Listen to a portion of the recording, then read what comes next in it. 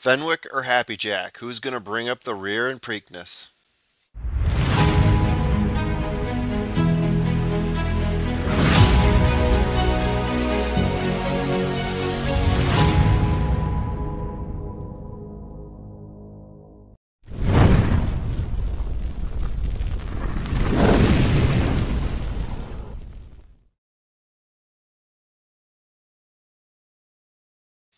Hi everyone, Trust the Profits here. We're getting ready to talk about Preakness. I'm the formula.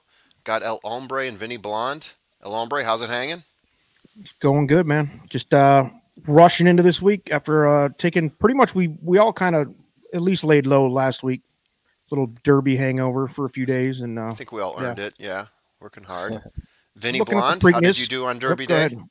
ahead. I did good on the undercard. Was nowhere near Rich Strike, so that Yeah, I ruined a don't- lot of stuff. But obligatory made my day, so Well done. yeah. Obligatory was my best bet of the day, so that worked out. All right. So that's looking backward. Let's look forward to Preakness. We got 9 horses in Preakness. The draw has happened. To no one's surprise, Epicenter 6-5 is the morning line favorite. Guys, I guess the first question on my mind here, can anyone beat Epicenter? Is No. anyone going to beat Epicenter in No. this race? I don't think so. And honestly, if he goes off at 6-5, that's amazing value. That's a against bargain. this field. Yeah, Mortgage payment, right? I said earlier, I thought when they announced the entry, like who entered, I thought he was gonna. I honestly think he's gonna go off between 2-5 and 3-5. Yeah. I He's, agree. he's gonna be a heavy 3 favorite. to 5 is probably that's what I was thinking too. Yeah, I mean, as much as everyone's talking about Rich Strike, I think one of the most impressive runs I saw at that Derby was out of Epicenter, who at the 3/4 mark was in the top 5, right? With all the pace setters, with all the burners, with everyone just hitting nitrous. And and when you look at the results, right, you see that everyone else is at like the back third in the finish, and Epicenter is right there at second. I think just reading through those results and seeing what Epicenter did on paper is just one of the most impressive things I saw at the Derby, other than Rich Strike making his way up to the front and weaving through about 20 horses. Yeah, other than Rich Strike, I think that race went exactly the way it was supposed to. Honestly, like That's true. Because of the ridiculous pace that was set. Yeah. We knew that a good deal of those stalkers would be dead by the top of the stretch, which they all were. I mean, you saw some of the best horses in the country look real bad there at the stretch run, but Epicenter and Zandon looked good. That those two both looked monstrous to me. That's why it was just still shocking that Rich Strike did what he did, because I thought those two, other than being beaten by him, looked like they ran the perfect strategy. Everything looked right, and then it was like, oh, what just happened here? Like your reaction, the live reaction. I think most people around the country's reaction was like, what the hell just happened? What the hell just happened? Vinny, your comments? Yeah, I mean, at the first quarter, Epicenter was 8th. The 7 other horses in front of him finished 10th or worse. Exactly. So like he was. I mean, they turned for home, and I thought he was home. Me too, I really dude. did. I I would've put thought money right then. until midway down the stretch when you could see Rich Strike coming, I thought he was home. And like they could have won in the second time this year he has lost to a horse he had no business losing to that closed out of the clouds. Yeah. I mean, I think they could have went around again, and Zandon was never getting by him. Is Midnight Chrome the other one? Is that the horse? Call Me Midnight Midnight. something. Call Me Call Me Midnight. Midnight. I knew there's a Yeah. C word in Mixing there up a somewhere. couple, yeah, but you were close. Yeah. Call Me Midnight was it? Yeah, But- that was way early on too. That I was mean, wonderful. I guess that's the one negative here is how much did that race take out of him? But I can't imagine it took a lot out of him if they're like, yeah, we're coming right back. Yeah. So that would be my if they're running him here, he must be ready because he seems to be the best one in this crop, and Right. it doesn't. And in my opinion, it doesn't seem to be close. Yeah. He seems to be on a little island by himself at the moment.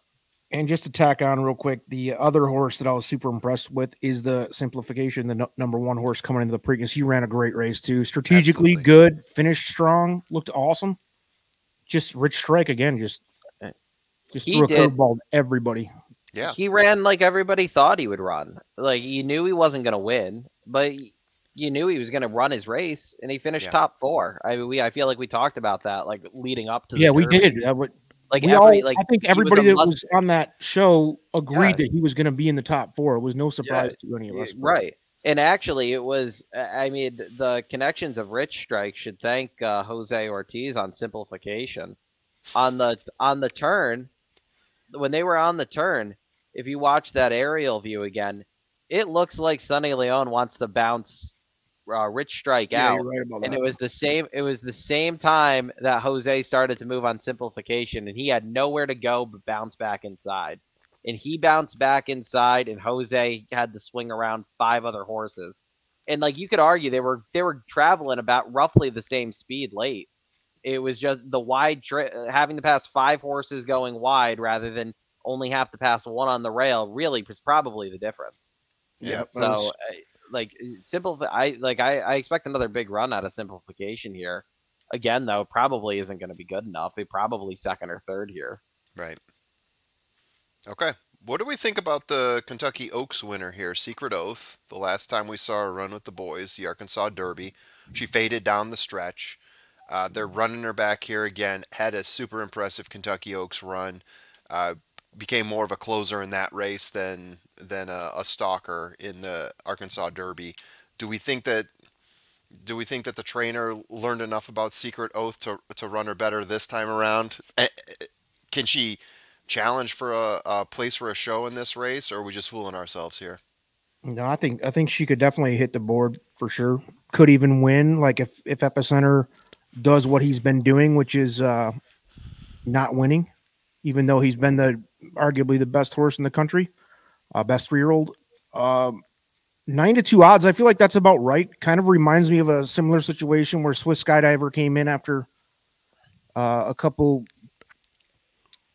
I don't know. I wouldn't even call them mediocre, but subpar compared to some of these horses, and then went into the Preakness and pulled an upset. And it wasn't a huge surprise on that one. I think she went off like 5 or 6 to 1. I expect Secret Oath will be there too. I think Secret Oath's gonna be second choice here. I don't think there's a shot. Really? I don't think there's a shot we get 9-2 on her.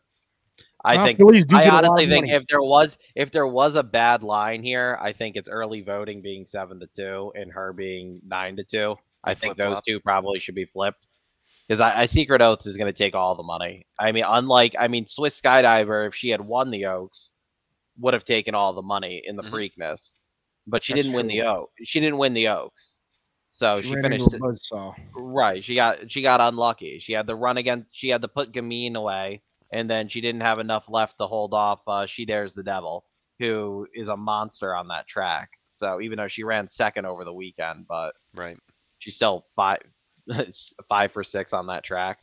So I think Secret Oath's going to take a lot more money than 9-2, personally. But she could win. She's got to improve a lot, though. I don't think her Oaks run is really scaring anybody in this field. Right. Yeah, that's kind of where I lie right now. I mean, it was impressive, but I don't know if it's as impressive compared to the horses we're seeing in this field. Early voting, simplification, Epicenter, even Creative Minister, who I think is the next most interesting horse to talk about here at 10-1, getting the 2 spot. I'm not super high on Secret Oath. I agree with you. She's probably going to take a lot of money just because everyone loves the story about the filly, and she's an outstanding filly. I'm just not certain, based on what I saw in Arkansas, whether she's going to connect something here. What do we think about Creative Minister? Extremely impressive outing at Churchill Downs on the 7th. An allowance race. Ran a 142, 142.37, 8.5 furlong. Equibase number on that was a 108. I mean, are we talking about an upstart here, or is this a horse that is going to fade like Emmanuel did months back? I've got it's funny that real quick, Vinny said he'd flip-flop Secret Oath in early voting as far as morning line odds went. Sure. And I actually have, as my top 5 for this race, contenders go, I have early voting and Secret Oath pretty much dead nuts at 4 and 5 without interchangeable order-wise. Like I would probably bet whoever's looking like the longer odds out of those two, which I agree is going to be early voting. So, but just in that case, those two are pretty much locked for my fifth and fourth choice for top 5 contenders. And then Creative Minister to cover him, I think he's at 10-1. I'm going to love betting that horse at 10-1 if it's anywhere near that. Yeah. I think he's another one that could win. Very impressive numbers the last couple times out. Just he's definitely got a shot. I don't know that he'll go off 10-1. Vinny, where are you at on that? And then let's look at top 5s too, because I think a lot of people kind of want to hear the order of top 5 contenders that we have in this one, because I think there's probably going to be the same top 5, but they're going to be potentially in a different order than each other. Yeah, I think we're probably actually going to get around 8 to 10-1 on Creative Minister here. I like him a lot. I'm actually kind of mad they put him in this spot.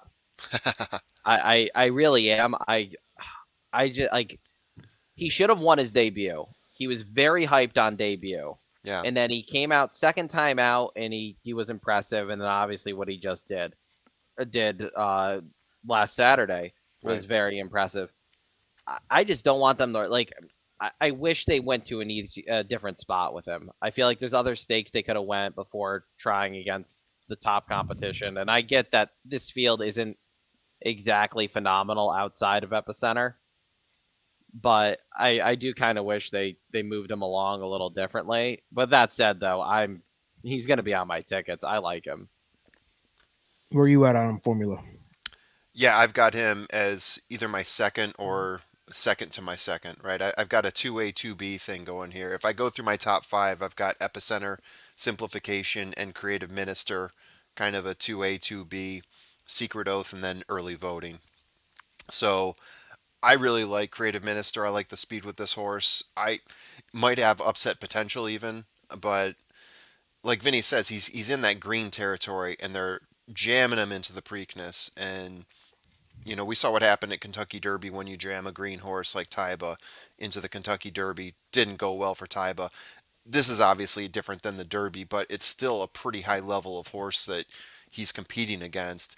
It would be nice to see a little bit more of a stepping stone as opposed to being thrown right into the fire.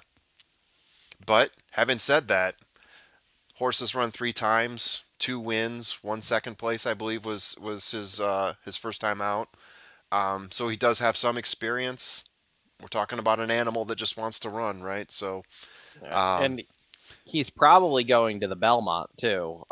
They connections paid. I forget what the exact number was, but it was a nice chunk of change to have him nominated to both the Preakness and the Belmont. Got it. So that tells me that they think he's good, or they know. I mean, I thought from the beginning. I think a lot of people have realized he's a stakes horse. I just don't think a lot of people realized we were going to see him now. I think a lot of people kind of figured we were going to see him like in those midsummer races, like the Jim Dandy, the Haskell, those type of races. So the connections are they have the money, but to make that back, they're definitely hoping for at least a third place finish here. Yeah. If not a win. So Vinny, run us through your top 5 in reverse order, because I know Formula just hit his. I've said mine. Starting with 5, do you have a top 5 in order? Yeah. My 5th would be Secret Oath.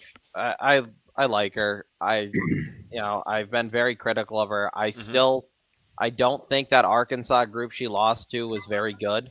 I know I'm kind of drawing a line through all those horses that were on the pace in the Derby.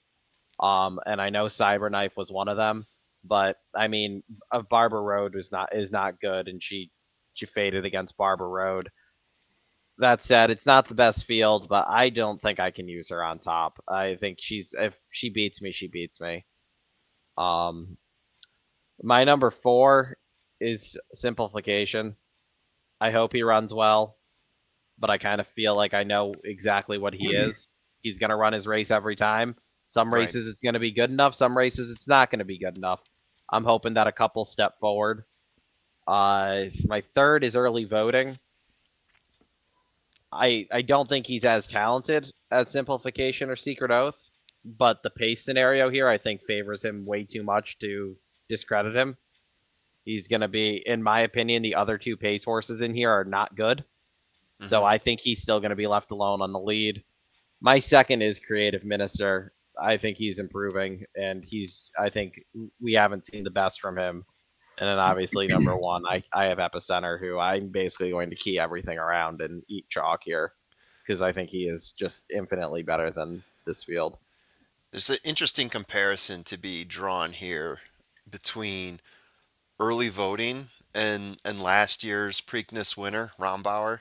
I mean, you had two horses that were on the Derby trail, borderline on the Derby, right? And they skipped the Derby.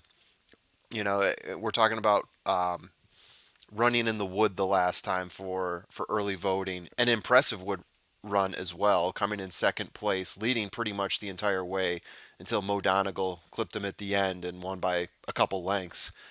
I mean, I could very easily see the same type of thing developing here with a rested horse, one that didn't run, you know, a mile and a quarter 2 weeks ago, stealing the show here, and that horse could be early voting, and that might be why he's got the 7-2 odds. That makes sense. I mean, that does make sense, and yeah, maybe that layoff is exactly what he needed. I don't know. I can't make an argument against that, because I think these, for me, 2 through 4 are pretty much on the same level. So if he's fresher, maybe that is the difference. But I also think that Epicenter's better than Essential Quality as well. So we might be looking at like a. That's true. I know he didn't win the Derby. I don't know that that's true, but I mean, Kentucky Derby wise, my opinion. True. Yeah, my opinion. If you're looking at a horse that, you know, everything broke right for Rich Strike, Epicenter's just going to come out here and win this thing. Right? That could be a scenario as well. But at 3 to 5, though, that's a problem from a betting perspective. Yeah, we could be seeing. I mean, in reality, though, we could be seeing a horse in Epicenter that wins the next 2 legs of the Triple Crown, and we're all talking about, you know, what if the rail doesn't open up? Like all of a sudden, if he wins here and then wins the Belmont, we're talking about a horse that, you know, they run that race 99 other times, and he's a Triple Crown winner. Absolutely. Yeah, that's if possible. Someone closes off the rail, I wouldn't be surprised. Right. Yeah. So that's I think he's just going to be too tough to beat. But one of those races, if you're going against him, you might as well just use a handful of horses to beat him if you really think he can lose. Right. So just to close out my top 5, I have Creative Minister at 3. Close with Simplification at 2. I think either one of those. And in reality, like 2 through 5 are all pretty close for me. I just don't think anybody's going to beat the obvious number 1 here. I think we're all in agreement, Epicenter. And I fully agree that if it wasn't for that Kentucky Derby being kind of a freak of a race, which, you know, it doesn't take a brain surgeon to call that a freak of a race for Rich Strike. Right. But I don't know. I think Epicenter could show his class here and just walk away. I don't even think the race scenario matters much here. To be I honest. Don't either. I think he could get up front and stalk closely with early voting, or he could lay back, and I think he's going to get there either way, to be honest with you. I personally think you go. No, I was going to say, if this was the distance of the Kentucky Derby, we'd be talking about Epicenter and being on the Triple Crown run, right? I mean, that distance is about what Rich Strike needed in order to take the lead. I don't know that he was going to get beat Rich Strike, though. Even they could have went further. I mean, he was picking up steam, if anything. Yeah, Epicenter never saw. I mean, I think that was also key, because the same thing happened when Called Me Midnight beat him. He just never saw him coming. And like, I wonder if he had seen him on the inside and he hooked up with him, if Epicenter would have been able to go with him rather than sticking with Zandon. Yeah. But either way, I mean, I don't think it matters where he sits here. I personally think he's going to sit second and just like midway down the stretch, just pass early voting. Yeah, that's the way I see it too. And then Simplification and, I don't know, maybe Secret Oath coming off the pace for something over the top from the clouds, maybe. But otherwise, I think that's the way it's going to break. Yeah, because the other speed in here is not. Fenwick is not fast enough, in my opinion, at all, to but that's the only way that horse has a shot of doing anything is going to the lead. And Armagnac, or however you say it, Armagnac, yeah, is a dog. I'm sorry, he's not good. If he outkicks early voting early, fine, but I don't see it. I think he ran in. He tried the run with, I think it was Forbidden Kingdom. Yep. In one of those Santa Anita Derby. It wasn't. I mean, I don't even think he got a call. I mean, he just wasn't quick enough out of the gate at all. So like, I know he just won an allowance race, and I guess it was impressive. I haven't watched the replay on it yet, but who did he beat though? No one. He probably beat a. He probably 5 beat horses another, in Santa Anita. He probably beat another version of Happy Jack. Like, yep. Let's be. 5 versions. I would much rather take Happy Jack at 30-1 than play him at 12-1. Now we're talking. I would, because at least I know Happy Jack's just gonna plod along, and like maybe if other horses fall apart, he's gonna finish in front of a few of them. Yeah, he did beat this horse, the Derby. This horse's only way to win is gonna be going gate the wire, and he's not. I don't think he's got a chance to stay with early voting. So what is he gonna do? Horse is gonna fade when they hit the top of the stretch, and he's probably gonna pull up. Early voting, like what are we? Breakfast. Right. So what are we? I couldn't believe when I saw that he was going to get entered here. Like, I really couldn't. Yeah, that doesn't make any sense to me either. His connections are happy, Jack. All right. Yeah. Anything else? We close this thing out? I think we're done talking about Preakness until the Preakness happens. Yep.